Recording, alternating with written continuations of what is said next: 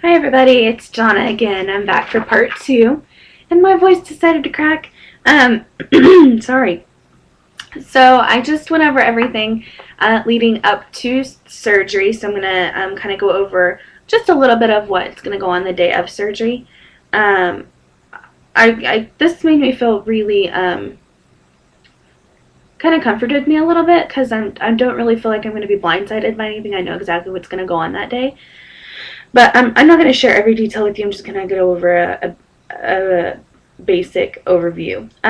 So basically, I'll check in for surgery.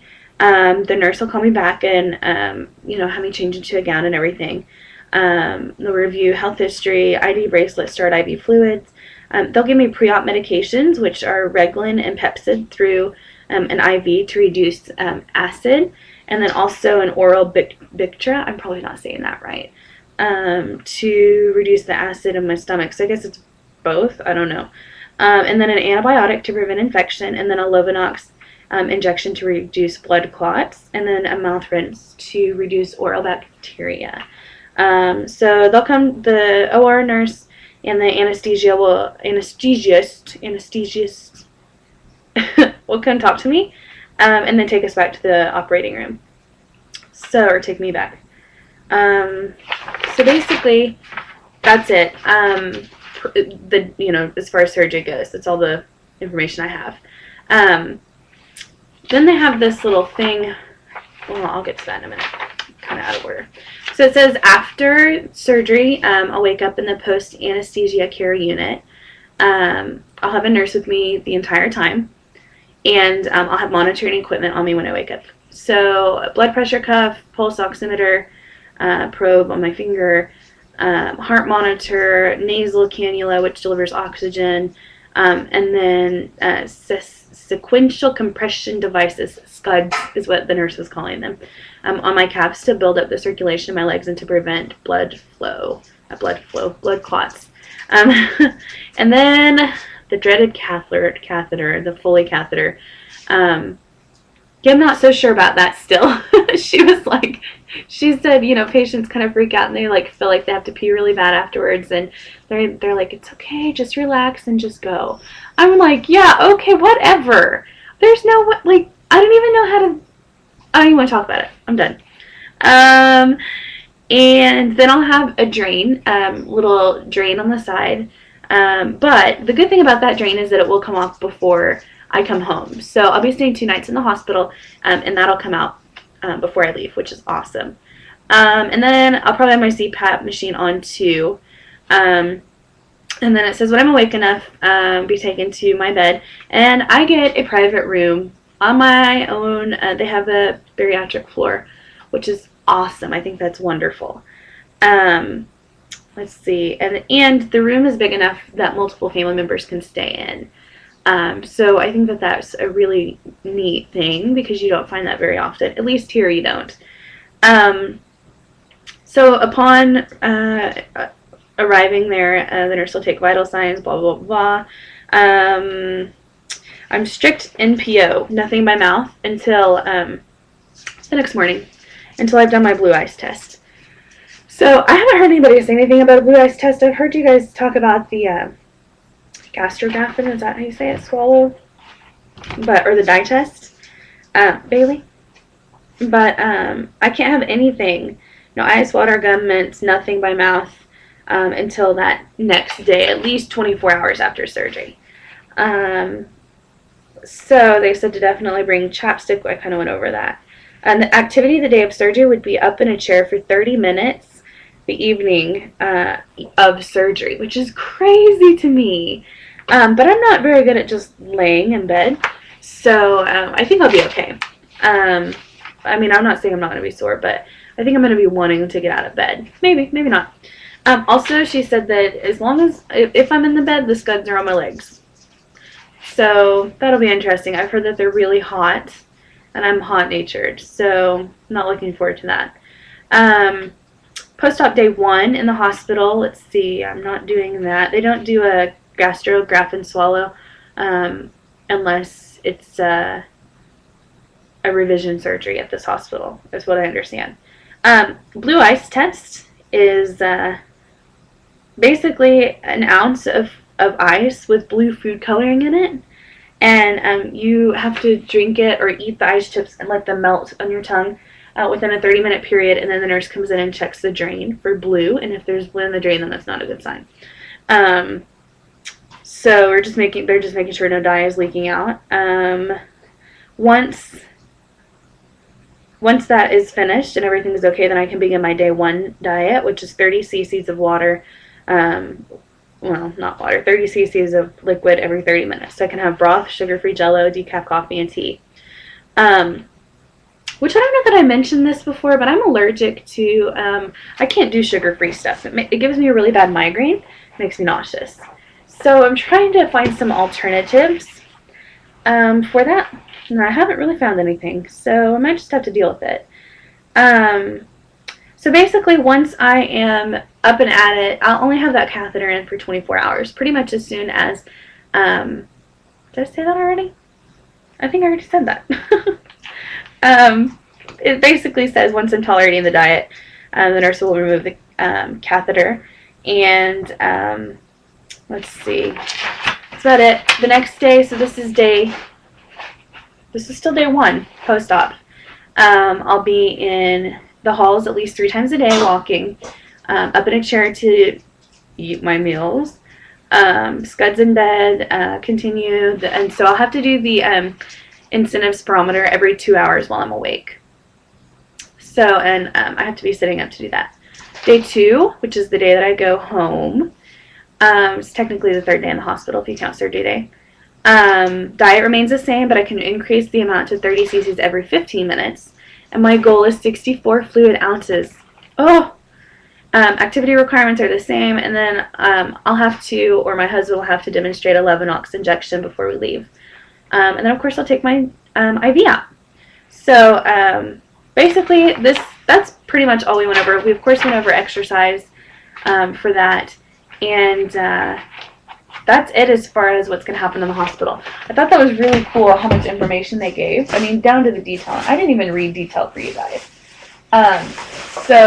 And then I have to go really fast because these are really long for some reason.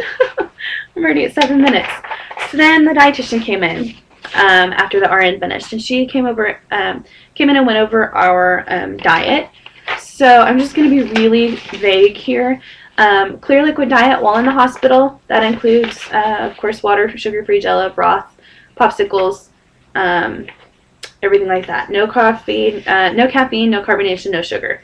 64 ounces of fluid is the goal. So that's the clear liquid diet in the hospital. When I go home, full liquid diet for weeks 1 and 2.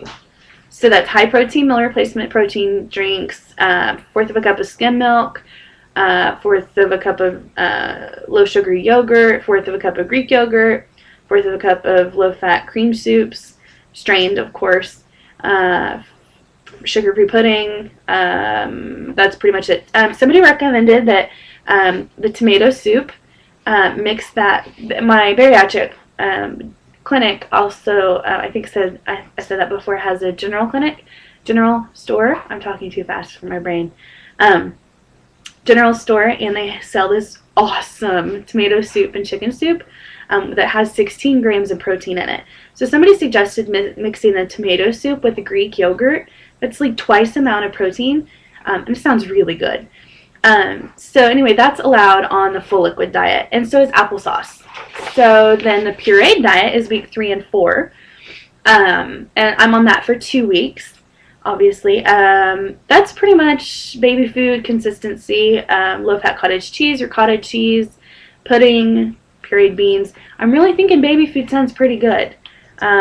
We'll see how that goes. My goal is to get 2 to 3 meals in at that time, and again, 64 ounces of fluid. Weeks 5, 6, and 7. This seems like it's so far away. I'm on this one for 3 weeks, and it's soft foods.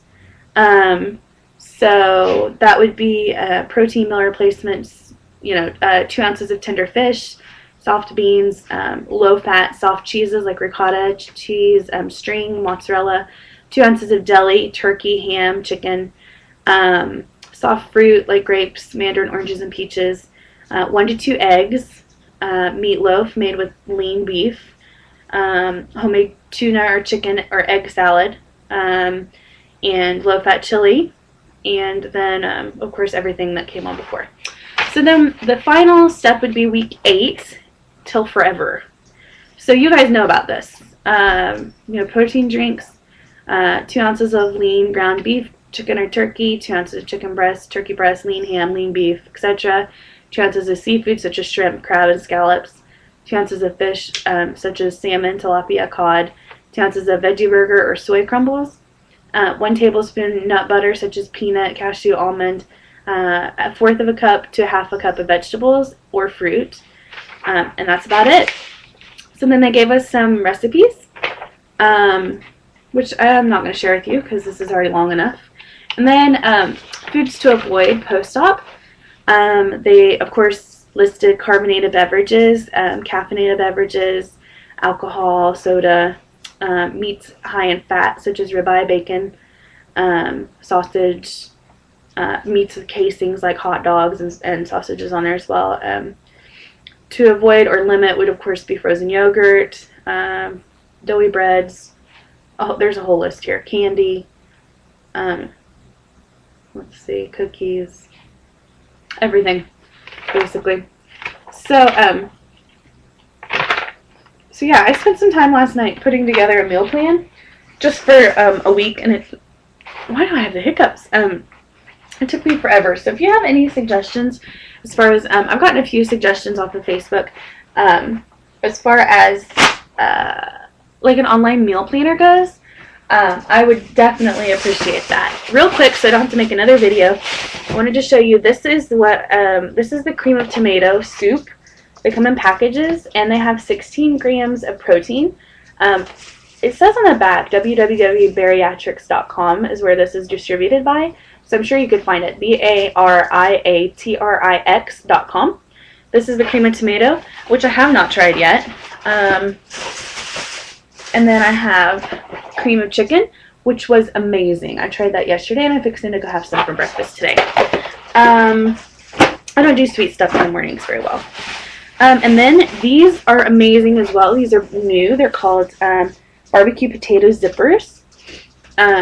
Snackergy, and they have 10 grams of protein for a big package of them. And there's a lot in there. Like, this is half of one. And they taste like potato chips. They're awesome. You can't taste the protein in them at all. And then they also have now, New Direction has hot cocoa. Like, you can warm it up. These are meal replacements. Tastes just like hot chocolate. It's awesome. And then I've had these before, but these are soy snacks, basically. These are sour cream and onion, and then I also have barbecue flavor. They're just like look like little Reese's Puffs, but they're soy, and they have 15 grams of protein per package. I think that's all I got.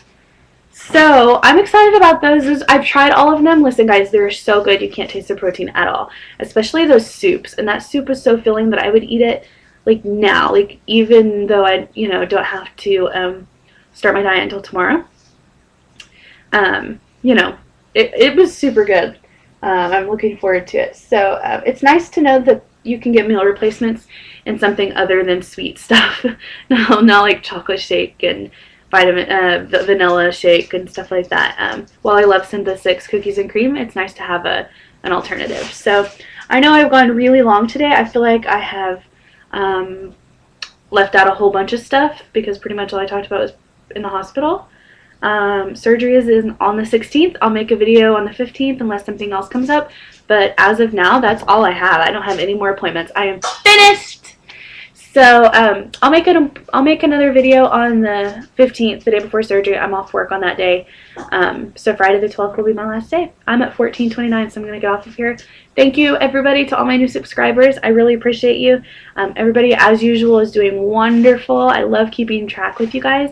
And I'm not trying to be boring. I'm just trying to put everything out there, for different questions because everybody wants a different level of information given to them. So sorry if this was boring, but there you have it. I'll talk to you guys later. Bye!